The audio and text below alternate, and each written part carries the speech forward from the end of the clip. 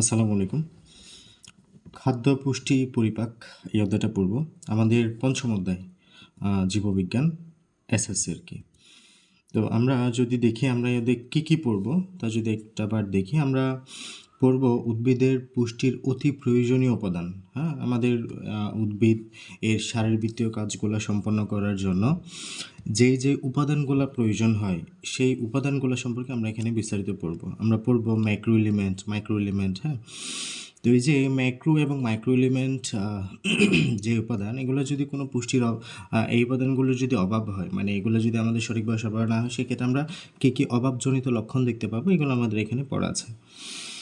খাদ্যের প্রধান উপাদান এবং উৎস। আমরা প্রাণীর যখন প্রাণী পুষ্টি পরিপাক যখন পড়ব তখন আমরা শুরুই হবে খাদ্যের উপাদান নিয়ে। আমরা 6 ধরনের খাদ্যের উপাদান জানি: শর্করা, আমিষ, স্নেহ, ভিটামিন, খনিজ লবণ এবং পানি। এগুলার যে উৎস এগুলো সম্পর্কে আমরা পড়ব। দেন আদর্শ খাদ্য পিরামিড, কোন খাদ্য কতটুকু পরিমাণে আমাদের খেতে হবে এটা আলোচনা করা হয়েছে আমাদের আদর্শ খাদ্য পিরামিডে। দেন খাদ্য গ্রহণের নিয়ম নীতি ব্যাখ্যা করতে পারবো। পুষ্টির অভাবজনিত রোগের লক্ষণ, প্রতিরোধ এবং প্রতিকার। আমাদের যে বিভিন্ন ভিটামিন, তারপর হলো যে যে উপাদানগুলোর কথা বলা হয়েছে আদর্শ খাদ্য পিরামিডে, এগুলোর যদি কোনো অভাব হয় তাহলে আমরা কী রোগ দেখতে এই ক্ষেত্রে আমাদের হইতে পারে, বা এদের লক্ষণ কী, এদের প্রতিরোধ প্রতিকার ইত্যাদি আমাদের আলোচনায় আছে। কিলো, ক্যালোরি এবং কিলোজুল ব্যাখ্যা করতে পারবো। আমরা জানি খাদ্যের সাবেক শক্তির সাবেক একক হচ্ছে ক্যালোরি। এই ক্যালোরি সম্পর্কে বিস্তারিত পড়াশোনা আমাদের এই অধ্যায়ে আছে। এরপরে হলো আমাদের দুটো গুরুত্বপূর্ণ সূত্র, বিএমআই এবং বিএমআর, বডি মাস ইন্ডেক্স এবং বডি মাস রেশিও। হ্যাঁ, বেজাল মেটাবলিক রেটও বলা হয় বিএমআরটাকে। তো এই যে বিএমআই, এই বিএমআইটা আমাদের নির্দেশ করে আমাদের দেহের উচ্চতার তুলনায় আমাদের দেহের চর্বির পরিমাণটা নির্দেশ করে বিএমআইটা। আর যেটা বিএমআর, এটা নির্দেশ করে আমাদের একটা মানুষের দৈনিক তার যে ক্যালোরির চাহিদা, এই ক্যালোরির চাহিদাটা কেমন হবে সেটা আমরা বিএমআরের মাধ্যমে আন্দাজ করতে পারি। ঠিক আছে, এরপরে হলো বিএমআর বের করার জন্য কিছু সূত্র আমরা এই অধ্যায়ে পড়ব। বিএমআর এবং বিএমআই ব্যয়িত শক্তির সম্পর্ক নির্ণয় করতে পারবো। এরপরে হলো বয়স এবং লিঙ্গভেদে বিএমআই হিসাব, বয়স এবং লিঙ্গভেদে এদের পার্থক্য কেমন হয়, এগুলো আমাদের বিস্তারিত পড়াশোনা এখানে আছে। এর পরের অংশে আমরা যেটা পড়বো সেটা হচ্ছে পুষ্টিতন্ত্র নিয়ে। আমাদের দেহের যে পরিপাক, এই পরিপাকটা আমাদের দেহের যে সিস্টেমের সাথে জড়িত সেটা হচ্ছে পুষ্টিতন্ত্র। এই বা ডাইজেস্টিভ সিস্টেম, এই যে ডাইজেস্টিভ সিস্টেমের প্রধান অংশ কী কী আছে এবং এদের সহায়তাকারী অঙ্গের গঠন, কাজ ইত্যাদি আমরা বর্ণনা করতে পারবো। এই যে এই তন্ত্রের মাধ্যমে আমরা দেখব তন্ত্রটাকে দুই ভাগে ভাগ করা হয়েছে: পৌষ্টিক নালী, ডাইজেস্টিভ ক্যানেল, এবং ডাইজেস্টিভ গ্ল্যান্ড, পৌষ্টিক গ্রন্থি। এগুলো সম্পর্কে বিস্তারিত পড়াশোনা আমাদের আছে। এরপরে হলো পুষ্টিক তন্ত্রের প্রধান অংশের চিহ্নিত চিত্র ব্যাখ্যা করতে পারবো। পুষ্টিক তন্ত্রের প্রধান অংশ যেটা আমরা পাকস্থলী বা স্টমাক বলি, এটার চিহ্নিত চিত্র আমরা ব্যাখ্যা করতে পারবো। যকৃত বা লিভার এর কাজ বর্ণনা করতে পারবো। লিভারের ফাংশন, অনেকগুলো ফাংশন আছে লিভারের। লিভার আমাদের বাইল প্রডিউস করে বা পিত্ত রস তৈরি করে। দেন এটা আমাদের প্রায় 500 এর অধিক রকমের বিক্রিয়ার সাথে এটা জড়িত, এই জন্য এটাকে আমরা জৈব কারখানাও বলে থাকি আমাদের দেহের। এই যে লিভারের যে সঞ্চয়ী ভূমিকা, এটার যে স্টোরেজ ফাংশন, মেটাবলিক ফাংশন, এই ফাংশনগুলোর কথা আমরা পড়ব। এছাড়া এটা একটা মিশ্র গ্রন্থি হিসেবেও কাজ করে থাকে, কারণ আমাদের বিভিন্ন এনজাইম, বিভিন্ন হরমোন এটা প্রডিউস করে থাকে।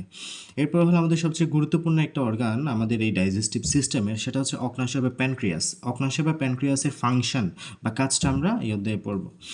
এরপরে হলো খাদ্য পরিপাকে উৎসেচক বা এনজাইমের ভূমিকা। কোন এনজাইম কোন খাদ্য পরিপাকে সহায়তা করে, এগুলো আমাদের পড়াশোনা এই অধ্যায়ে আছে।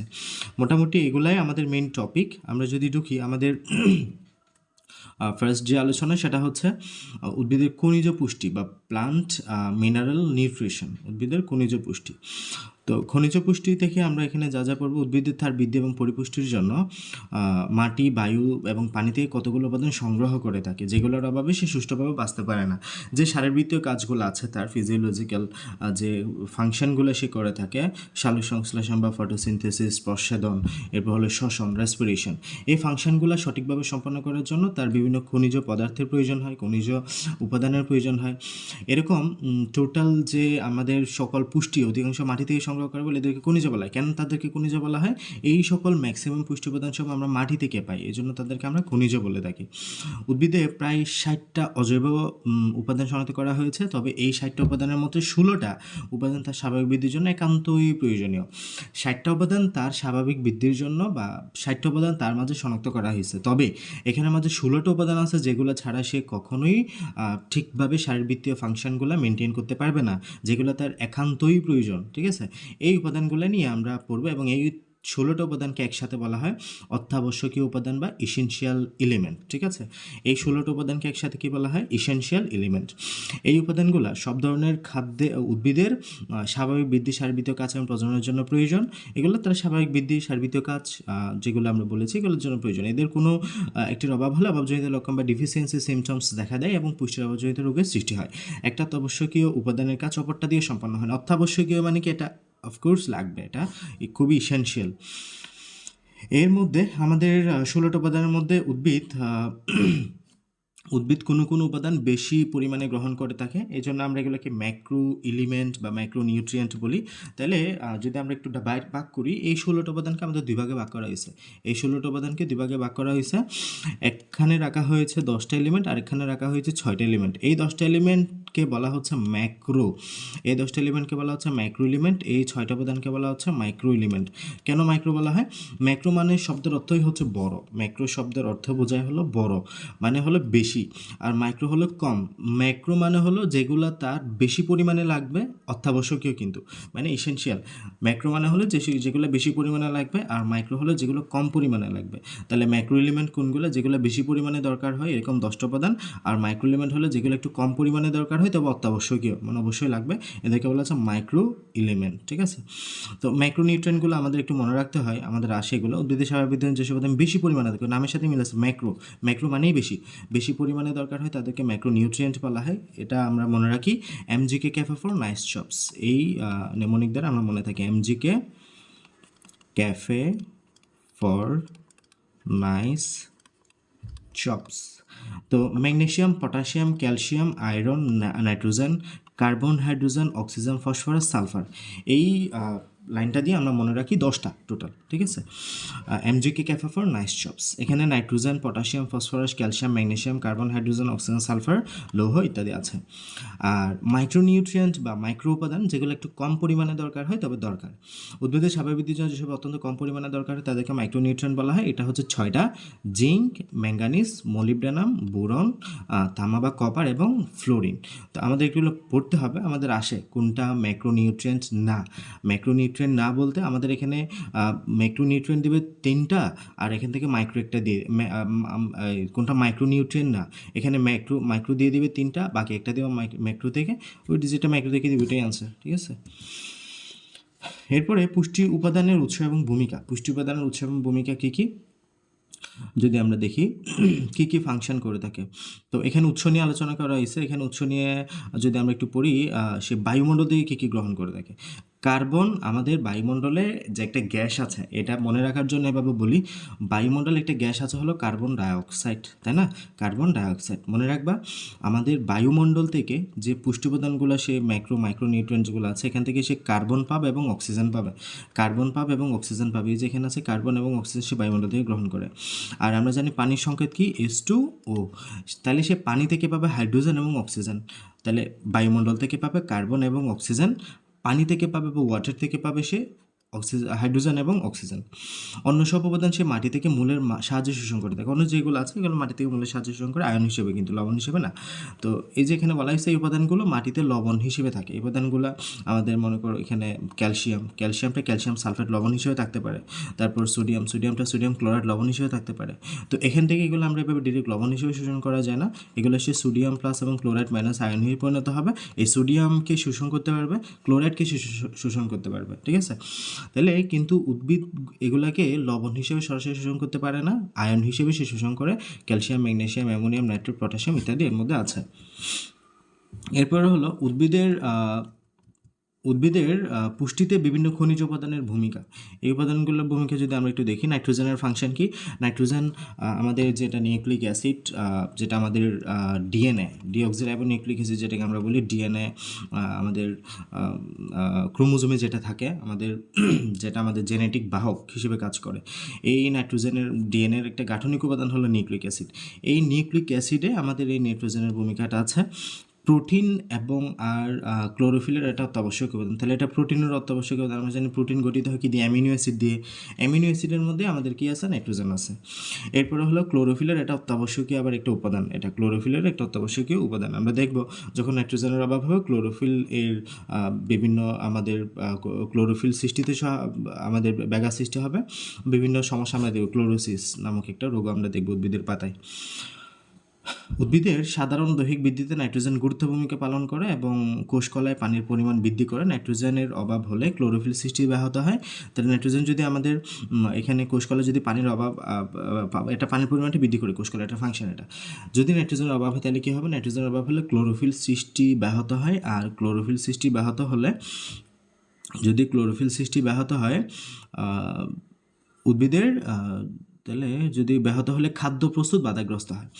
স্বাভাবিক আমাদের ক্লোরোফিল এর সাহায্যে আমরা জানি সালোকসংশ্লেষণ প্রক্রিয়াটা হয়, ফটোসিনথেসিস। সালোকসংশ্লেষণ প্রক্রিয়ার জন্য ক্লোরোফিল সূর্যের আলোর সহায়তায় অক্সিজেন এর উপস্থিতিতে কার্বোহাইড্রেট জাতীয় শর্করা জাতীয় খাদ্য তৈরি করে, গ্লুকোজ। তো এই জায়গায় যদি ক্লোরোফিল সৃষ্টি ব্যাহত হয় তাহলে অবশ্যই খাদ্য সৃষ্টিতে ব্যাহত হবে, সালোকসংশ্লেষণ প্রক্রিয়া ঠিকভাবে চলতে পারবে না। এখন যদি সালোকসংশ্লেষণ প্রক্রিয়া নেওয়া হয়, সালোকসংশ্লেষণ প্রক্রিয়ার প্রোডাক্ট কি? গ্লুকোজ। এই যদি গ্লুকোজই আমরা না পাই তো আমাদের শ্বসন বা রেসপিরেশন সম্পন্ন হবে না, কারণ রেসপিরেশনের কাঁচামাল হলো আবার গ্লুকোজ। রেসপিরেশনের কাঁচামাল যেটা আমরা বলি সেটা হলো গ্লুকোজ, কারণ এই গ্লুকোজ থেকেই তো আমাদের গ্লাইকোলাইসিস, অ্যাসিটাইল কোএসিস, electron transport chain, Krebs cycle, এগুলোর মাধ্যমে আলটিমেটলি আমাদের সবাত অবশেষণ হবে, অবশেষণে এটিপি তৈরি হবে। এখান থেকে তো মেইন প্রোডাক্ট হলো গ্লুকোজ। গ্লুকোজ থেকে পাইরুভিক অ্যাসিড তৈরি হবে। তো গ্লুকোজও যদি না থাকে আমাদের শ্বসন প্রক্রিয়ায়ও বিঘ্ন ঘটবে। তাহলে এগুলো সিকোয়েন্স অনুযায়ী মাথায় রাখতে পারো। আমাদের নাইট্রোজেনের অভাব হলে ক্লোরোফিল সৃষ্টিতে ব্যাহত হবে, কারণ ক্লোরোফিলের একটা গাঠনিক উপাদান হলো নাইট্রোজেন।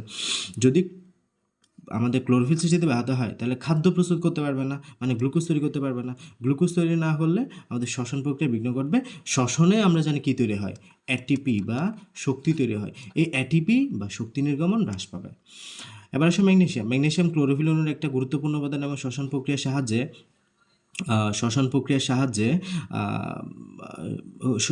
এটা সাহায্য করে আমাদের এই ম্যাগনেসিয়ামটা আর কি। এর অভাবে ক্লোরোফিল অণু সৃষ্টি, এর অভাব হলে ক্লোরোফিল অণু সৃষ্টি, সালোকসংশ্লেষণ প্রক্রিয়া, খাদ্য প্রস্তুত ব্যাহত হয়। পটাশিয়াম খুব গুরুত্বপূর্ণ একটা ভূমিকা পালন করে কিন্তু এই জায়গাটা আমাদের। পটাশিয়াম হলো জৈবিক ক্রিয়া বিক্রিয়ায় পটাশিয়াম সহায়ক হিসেবে কাজ করে। খুব গুরুত্বপূর্ণ একটা লাইন এটা। জৈবিক ক্রিয়া বিক্রিয়ায় পটাশিয়াম অনেক ক্ষেত্রে দেখবি স্টিমুলেটর হিসেবে কাজ করতেছে। পত্ররন্ধ্র খোলা এবং বন্ধ হওয়ার ক্ষেত্রে পটাশিয়ামের গুরুত্ব অপরিসীম। পটাশিয়াম আমাদের পত্ররন্ধ্র খোলা, স্টোমাটা যেটা আমরা বলি, যেটা রক্ষীকোষ দিয়ে আমাদের আবদ্ধ থাকে, হ্যাঁ, এই রক্ষীকোষ দিয়ে আমাদের বেষ্টিত থাকা যে স্টোমাটা বা পত্ররন্ধ্র, এটা খোলা এবং বন্ধ করতে গুরুত্বপূর্ণ ভূমিকা পালন করে আমাদের পটাশিয়াম। কারণ দেখা যায় কি এই পটাশিয়ামটা আমাদের এই রক্ষীকোষগুলা তোমার মোটা হওয়া এবং এগুলা মানে হলো চিকন হওয়া, হ্যাঁ, এগুলো যখন এখানে পানির দ্বারা পূর্ণ হয়ে যায় এগুলো স্ফীত হয়, অনেক মোটা হয়ে যায়, ফলে পত্ররন্ধ্রটা খুলে যায়। আবার যখন এগুলা পানি এখান থেকে বেরিয়ে যাবে কোনো কারণে, পানি যদি বেরিয়ে যায় এখানে আমাদের এই পত্ররন্ধ্রগুলো চুপসে গেলে পত্ররন্ধ্র বন্ধ হয়ে যাবে। তো এই ক্ষেত্রে আমরা দেখব সূর্যের আলো, তারপর হলো সুক্রোজ মানে চিনি, এরপরে হলো আমাদের এই পটাশিয়াম, এগুলো প্রভাবক হিসেবে কাজ করে এই যে গাট সেল বা এখানে সহকারী কোষ যেগুলো আছে এগুলা খোলা স্ফীত হতে এবং এগুলো সংকুচিত হতে, ফলে এগুলো আলটিমেটলি আমাদের পত্ররন্ধ্র খোলা বন্ধের ক্ষেত্রে গুরুত্বপূর্ণ ভূমিকা পালন করে। পটাশিয়াম উদ্ভিদে পানি শোষণে সাহায্য করে। এটা পানি শোষণে সাহায্য করে কোষ বিভাজনের মাধ্যমে আমরা উদ্ভিদের বৃদ্ধি নিয়ন্ত্রণ করে পটাশিয়াম। এটা কোষ বিভাজনের মাধ্যমে উদ্ভিদ বৃদ্ধি নিয়ন্ত্রণ করে। এটি ফুল ফল মূল উপাদান এবং বর্ধনেও সাহায্য করে। এরপর হলো ফসফরাস। ফসফরাস উদ্ভিদের প্রয়োজনীয় অত্যন্ত প্রয়োজনীয় উপাদান। ফসফরাস জীবকোষের DNA, RNA, NADP, ATP. DNA deoxyribo nucleic acid, এখানে আমরা দেখব ফসফরাস এটা গুরুত্বপূর্ণ ভূমিকা পালন করতেছে। নিউক্লিক অ্যাসিড, এখানে আমরা নিউক্লিওটাইড, তারপর নিউক্লিওসাইড এগুলো প্রস্তুত করতে। আরএনএ সেমভাবে, তারপর এখানে NADP nicotinamide adenine dinucleotide phosphate, এখানে ওই যে ফসফেট, এই ফসফেটটাই হচ্ছে আমাদের এই ফসফরাস। এটিপি অ্যাডেনিন ট্রাইফসফেট, এই ট্রাইফসফেট মানে হলো আমাদের এখানে 3 নাম্বার যেটা ইয়েতে আছে ওখানে একটা ফসফেট থাকবে, হ্যাঁ 3 নাম্বার কার্বনে ফসফেট থাকবে, তাহলে এটিপি এটা হচ্ছে আমাদের, এটিপি তো একটা গাঠনিক উপাদান হিসেবে কাজ করে আমাদের এই ফসফেটটা। কাজেই এটি ছাড়া উদ্ভিদের পুষ্টি একেবারেই সম্ভব না, উদ্ভিদের মূল বৃদ্ধির জন্য ফসফরাস অত্যন্ত প্রয়োজনীয় উপাদান। এরপর হলো আয়রন। আয়রন সাইটোক্রোমের একটা গাঠনিক উপাদান। সাইটোক্রোম একটা আমাদের বাহক হিসেবে কাজ করে, আমরা এগুলো এইচএসসিতে গেলে বিস্তারিত পড়ব। কাজেই বায়বীয় শ্বসন এর উপর নির্ভরশীল, বায়বীয় শ্বসন এর উপর নির্ভরশীল। ক্লোরোফিল সৃষ্টিতেও আয়রনের বেশ ভূমিকা অপরিসীম। তো এছাড়াও আমরা দেখি যে জমিতে নাইট্রোজেন সার দেওয়া হয়, যেটা আসলে মূলত ইউরিয়া।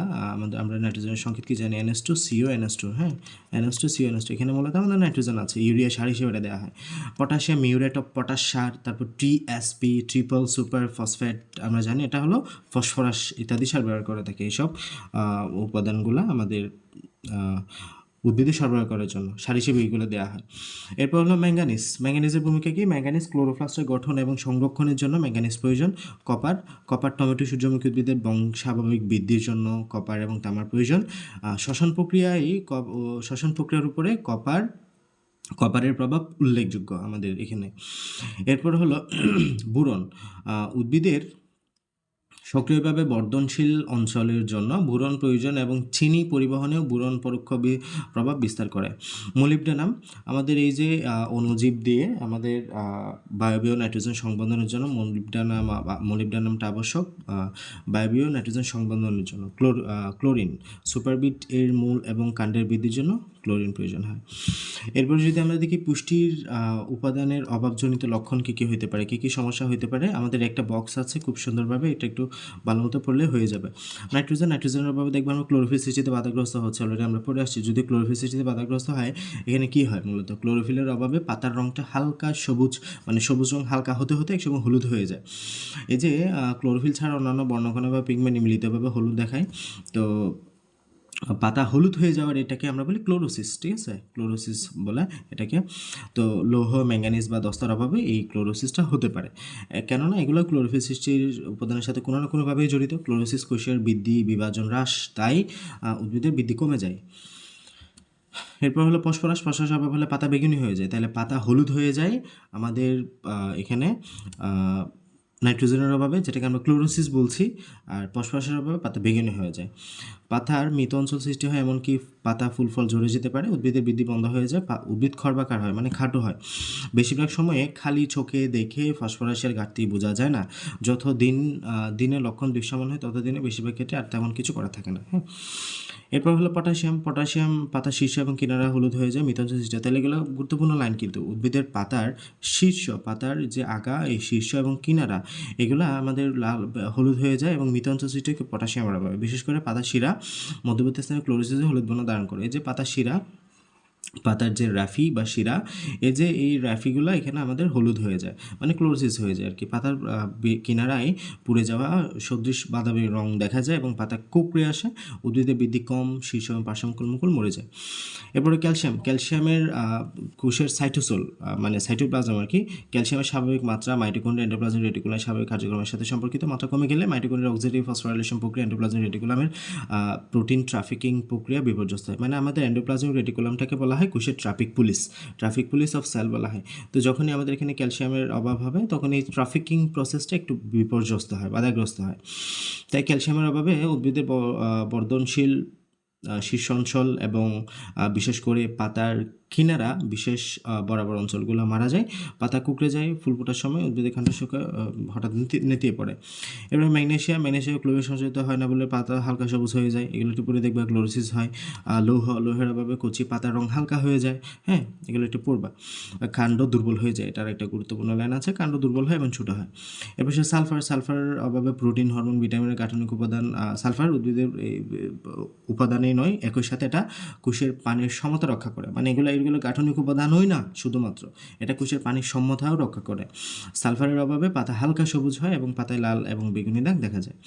এবং উদ্ভিদের মধ্যপর্ব মানে মাঝখানের অংশ, দুই গিরার মাঝখানের অংশটা হচ্ছে মধ্যপর্ব। এই মধ্যপর্বগুলো ছোটো হয়, মানে কাণ্ড ছোটো হয়ে যায় এবং গাছ কর্বাকৃতির বা ছোটো হয়ে যায়। এরপর হলো বুরন। বুরন হলো কোষপ্রাচীরের কাঠামোর মধ্যে অবস্থান করে, প্রাচীরটিকে তথা কোষটিকে দৃঢ়তা দেয় এবং বিপাক ক্রিয়ায় বিভিন্ন বিক্রিয়ার নিয়ন্ত্রক ভূমিকা রয়েছে আমাদের এই বুরনের।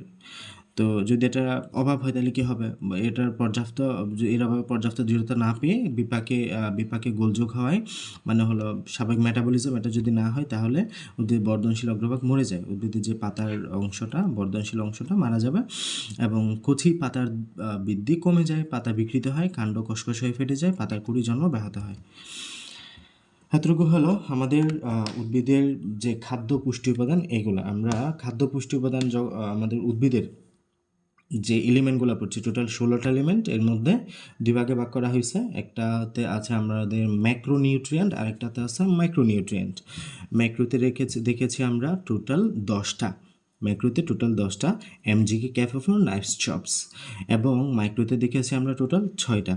এই উপাদানগুলোর মধ্যে গুরুত্বপূর্ণ কিছু উপাদানের অভাবজনিত লক্ষণ আমরা পড়েছি, বেশ গুরুত্বপূর্ণ, ভালো মতো এগুলো পড়বে। হ্যাঁ,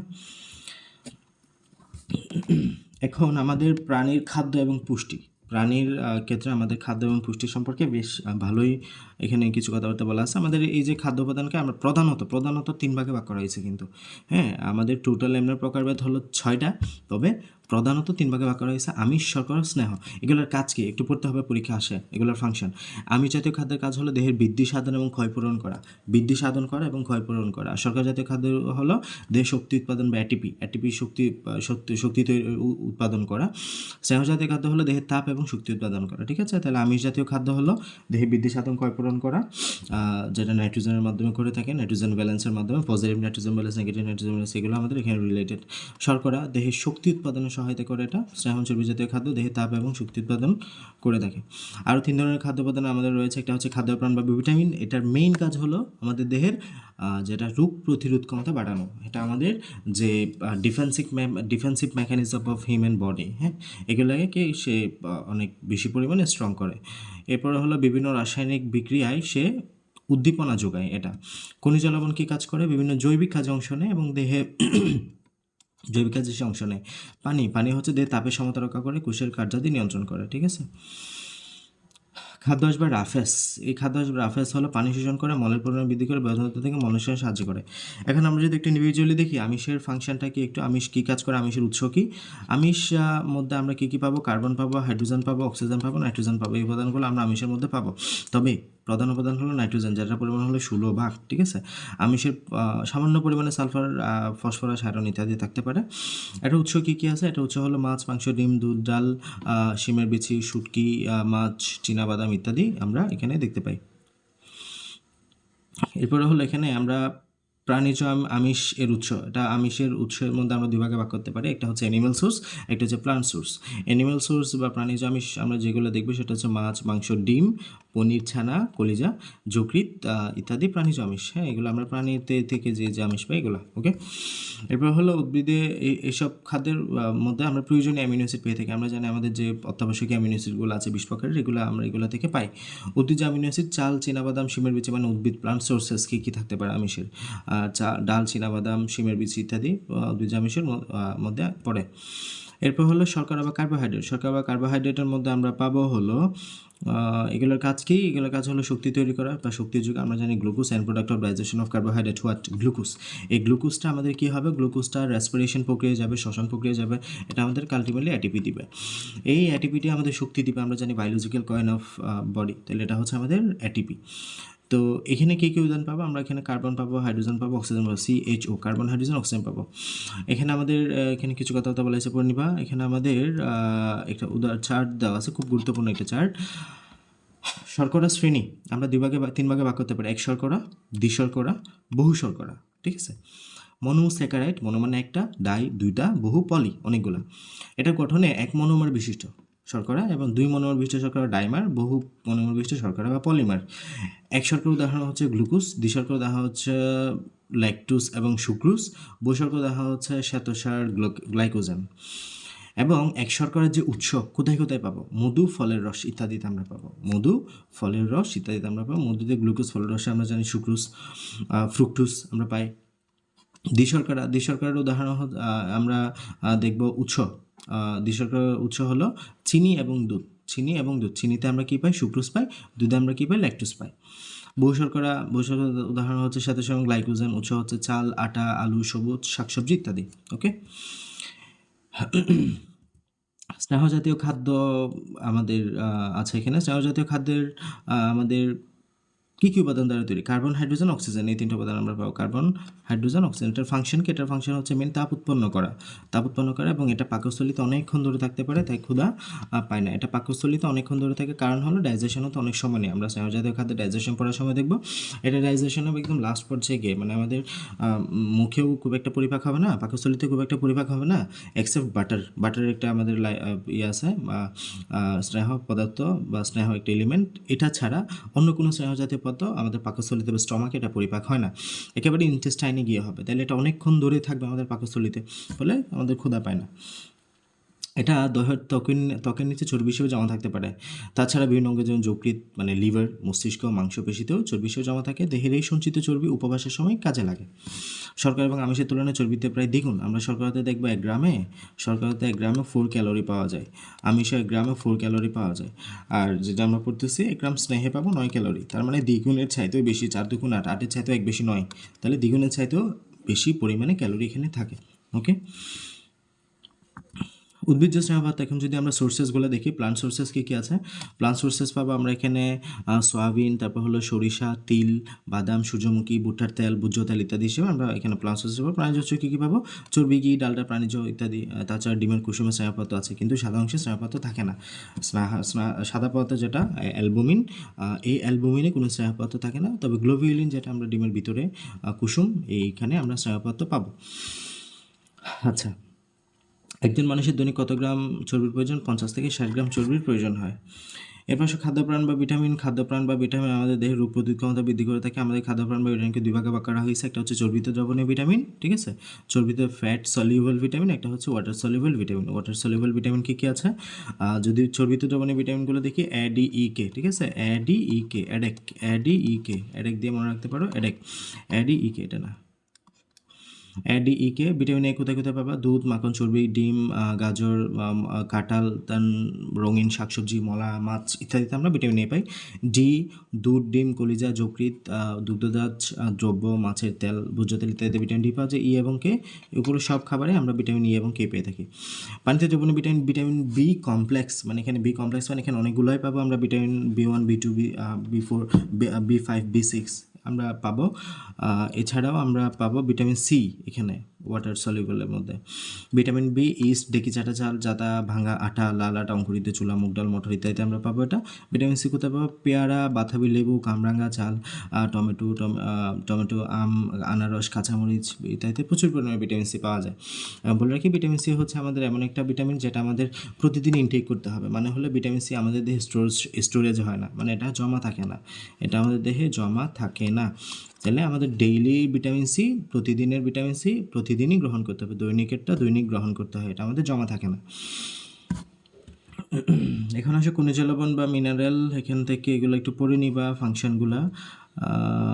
আর এখানে উৎসগুলো বা সোর্সেস কোথায় কোথায় পাবো? দুধ, দই, ছানা, পনির, ছোটো মাছ, নানা রকম ঢাল, সবুজ শাকসবজি, ঢেঁড়স, লাল শাক, কচু শাক ইত্যাদি। ক্যালসিয়ামের প্রধান উৎস, মানে খনিজ লবণের মধ্যে একটা আছে ক্যালসিয়ামের প্রধান উৎস হলো এগুলা। দেন লৌহ কোথায় কোথায় থাকে? কলিজা, সবুজ শাকসবজি, মাংস, ডিমের কুসুম, কচু শাক ইত্যাদিতে আমাদের লৌহ পাওয়া যায়। ফসফরাস কোথায় থাকে? দুধ, মাছ, মাংস, বাদাম, ডাল ইত্যাদিতে আমাদের ফসফরাস পাওয়া যায়।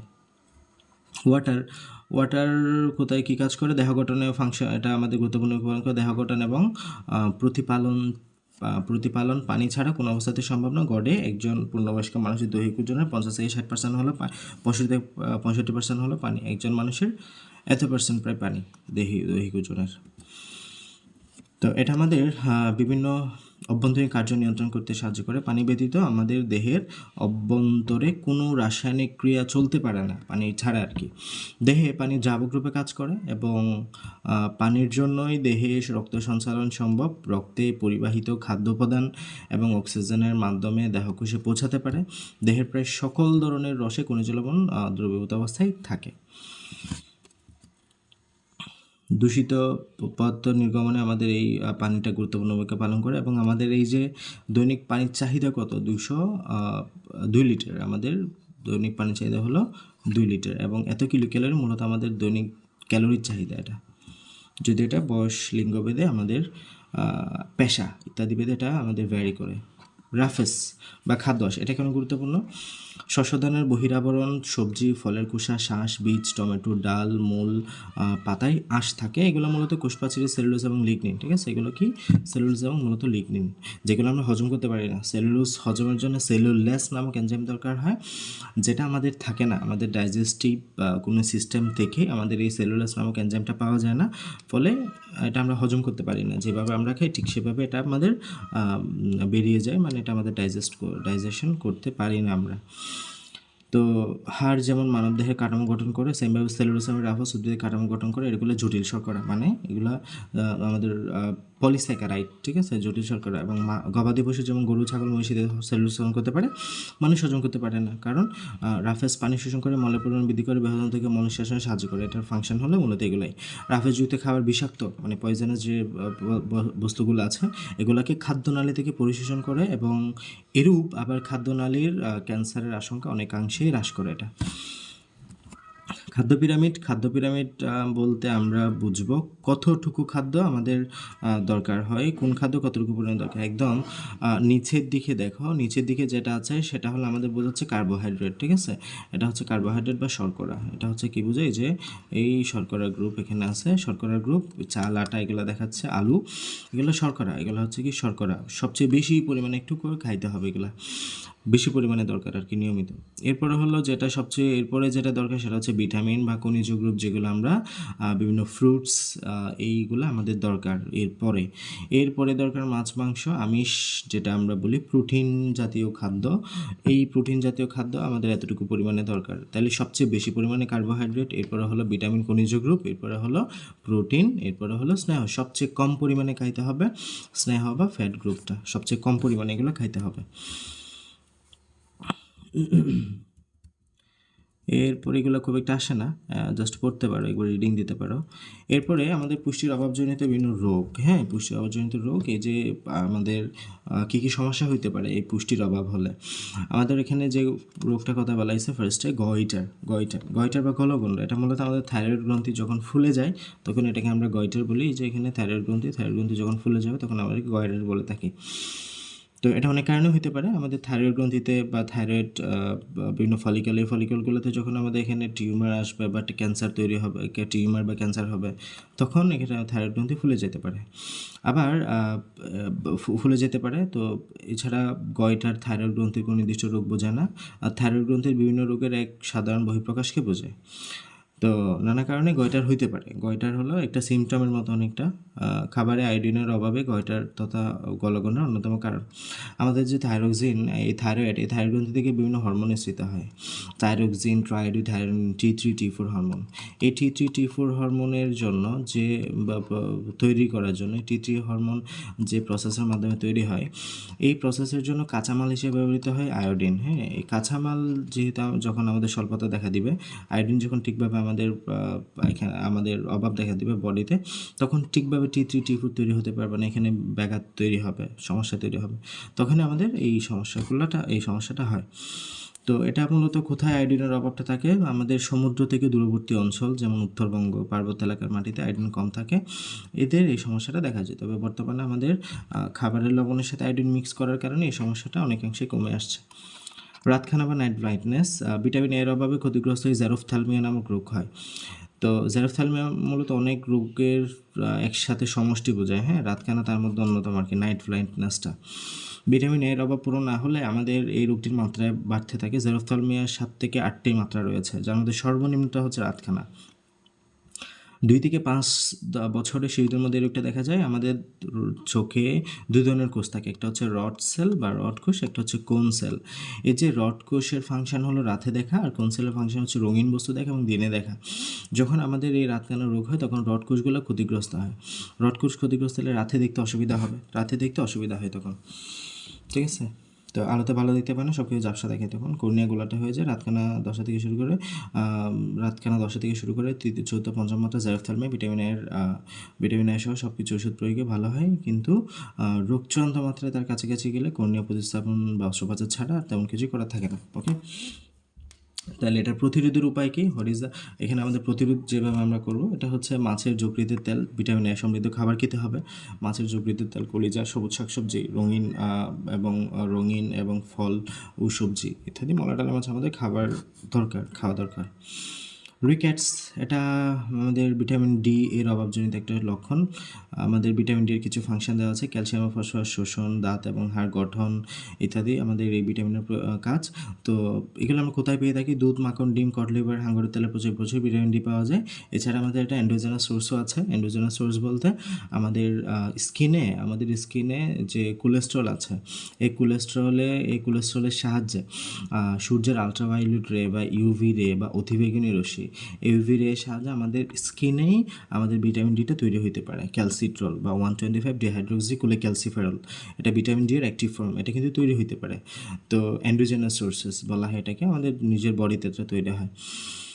সূর্যের অতিবেগুনি রশ্মির প্রভাবে মানুষের ত্বকেও এটা কোলেস্ট্রল থেকে এটা তৈরি হতে পারে, সেক্ষেত্রে ভিটামিন ডি তৈরি সেজাপটি সংঘটিত হয় কিডনিতে।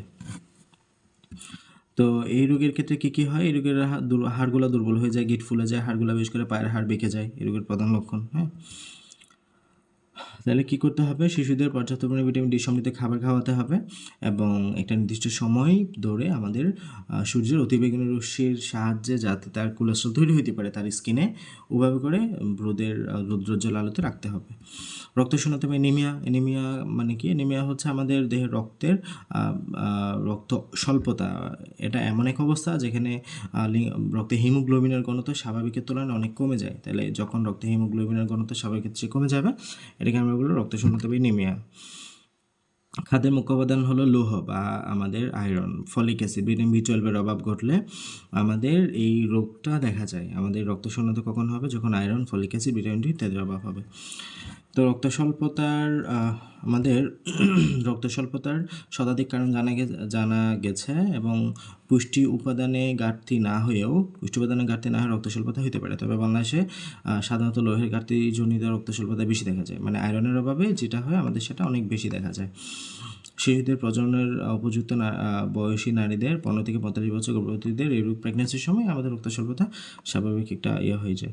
লোহের ঘাটতিজনিত রক্ত স্বল্পতা বা রক্তশূন্যতা বিভিন্ন কারণে হতে পারে, যেমন অত্যধিক রক্তপাত ঘটলে, কৃমি আক্রমণে, লৌহ গঠিত খাদ্য উপাদান শরীরে যথাযথভাবে শোষিত না হলে আমাদের এই সমস্যাটা হতে পারে। তো এখানে দেওয়া আছে আর কিছু কারণ, পড়ে নিবা। এরপরে হলো এখানে একটা আছে, এক খাদ্য ক্যালোরি সমান 4.2 কিলোজুল। কোন খাদ্যতে কত কিলো পাওয়া যায়? শর্করা থেকে 1 গ্রাম থেকে 4 ক্যালোরি, আমিষ থেকে 4 ক্যালোরি, চর্বি থেকে 9 কিলোক্যালোরি, দ্বিগুণের চাইতেও বেশি। হ্যাঁ, অনেক বেশি পরিমাণে আমরা পাই।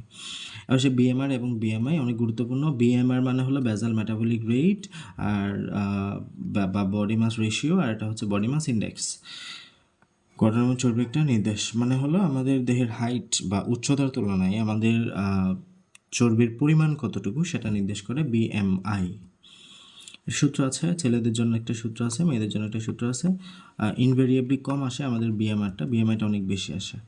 এটা একটু পড়ে নিবা, আমাদের অনেক সময় দিতে পারে। মনে করো আমাদের বিএমআর মানে হলো আমাদের দেহের ক্যালোরির মানটা এখান থেকে আমরা বের করতে পারি, মানে হলো বিএমআর এর মান যেটা আসবে। এখানে মনে করো আমাদের বিএমআরটা এত ক্যালোরি আসছে। হ্যাঁ, বিএমআর এর সাথে ক্যালোরি এই মহিলার জন্য আর কি। এই মহিলার এখন যদি আমরা দৈনিক ক্যালোরির চাহিদা বের করতে পারি, তার শারীরিক অবস্থা কেমন হবে সেটা একটু জানতে হবে। মানে সে কি পরিশ্রমী?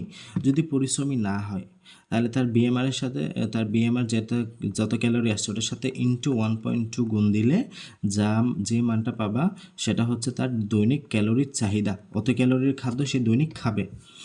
হালকা পরিশ্রমী সপ্তাহে 2-3 দিন খেলাধুলা করলে 1.375, একটু বেশি ক্যালোরি দরকার হয় একটু বড় সংখ্যা দ্বারা গুণ তখন।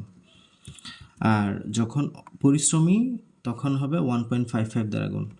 পরিশ্রমী প্রতিদিন খেলাধুলা করলে 1.725, অত্যন্ত পরিশ্রমী হলে 1.9 দ্বারা গুণ। তার মানে অনেক বেশি পরিমাণে ক্যালোরি তার প্রয়োজন, এই জন্য একটা বড় সংখ্যা দ্বারা গুণ দিছে। বিএমআই বের করার সূত্র হচ্ছে দেহের ওজন এই KG divided by metre square. এটা হচ্ছে দেহের হাইটটাকে মিটার স্কোয়ার দ্বারা গুণ দিবা। এটা একটু মনে রাখবা। মিটার আমাদের এটা মিটারে নিতে হবে, তোমাদের ইঞ্চিতে দেওয়া থাকতে পারে, সেন্টিমিটারে দেওয়া থাকতে পারে, যেটাই দেওয়া থাকুক মিটারে নিয়ে আসবা। মিটারে নিয়ে এসে কেজি, দেহের ওজন কেজিতে রাখবা, বা করে দিবা। এরপরে বিএমআই থেকে আমরা ধারণা পেতে পারি আমাদের শারীরিক অবস্থা কেমন। যদি বিএমআই 18.5-এর নিচে হয় এবং তাহলে বুঝবো যে শারীরিক ওজন কম। যদি 18.5-এর নিচে হয় তাহলে বুঝবো শারীরিক ওজন কম এবং পরিমিত খাদ্য গ্রহণ করে ওজন বাড়াতে হবে। যদি আমাদের বিএমআই 18.5-এর 24.9-এর মধ্যে হয় তাহলে সুস্বাস্থ্যের অধিকারী, এতটুকু হলে খুবই পারফেক্ট। 25-29 হলে অতিরিক্ত ওজন, 30 থেকে 14.9 হলে এটা হচ্ছে ওবেসিটির ফার্স্ট লেয়ার, ফার্স্ট স্তর, প্রথম স্তর, মোটা হওয়ার প্রথম স্তর। এবং 35 থেকে 39.9 হলে মোটা হওয়ার দ্বিতীয় স্তর। 40-এর পরে হলে মরবিড স্থূলতা, অতিরিক্ত মোটাত্ব এটা, ঠিক আছে।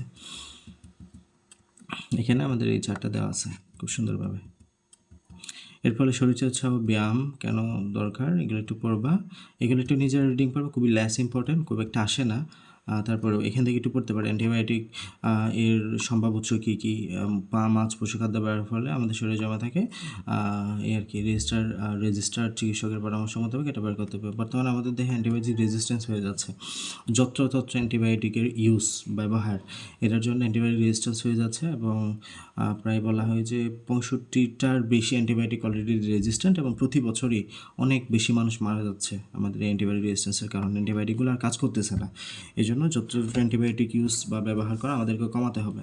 হেভি মেটাল যেগুলো আছে আমাদের, যেগুলো ট্যানারির বর্জ্য ব্যবহার করা হয়, ভারী ধাতু আর কি, মার্কারি, তারপর হলো ক্যাডমিয়াম, এই ভারী ধাতুগুলো আমাদের অখাদ্য উপাদান যে ট্যানারির বর্জ্য, এগুলো থেকে আমাদের বিভিন্ন ফিড তৈরি করা হয়। হ্যাঁ, ফিড তৈরি করা হয় বিভিন্ন ফার্মের মুরগির বা এইগুলোর জন্য। তো এগুলো যখন আমরা খাই এগুলো আমাদের দেহে আসতে পারে অনেক সমস্যা। বাণিজ্যিক রং, ফরমালিন, কীটনাশক, তারপর রাসায়নিক পদার্থ, জীবাণু, হ্যাঁ,